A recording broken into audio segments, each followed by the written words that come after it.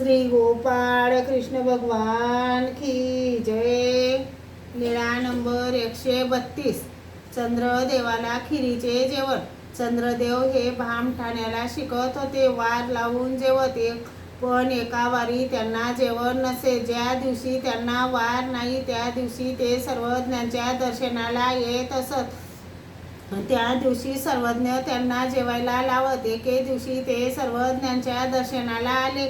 सर्वज्ञांचे दर्शन झाले। सर्वज्ञ म्हणाले, चंद्रया, आज तुम्ही खिरीचे जेवण कराल हो? जी सर्वज्ञ म्हणाले, तर जा स्नान करात। हो जी म्हणून गंगेवर स्नान करायला गेले। स्नान करून येत होते त्याच दिवशी एका बाईकडे श्राद्ध होते व तिने ब्राह्मणांना आमंत्रित केले होते, परंतु श्राद्धाशी संबंधित विधी कर्म करण्याचे ज्ञान त्या ब्राह्मणांना माहीत नव्हते। ती बाई गंगेवर स्नान करायला आली तेव्हा चंद्रदेव तिला रस्त्यातच भेटले। तिने विचारले, बटिका, तू श्राद्धाचा काही मंत्र विधी जाणतोस का?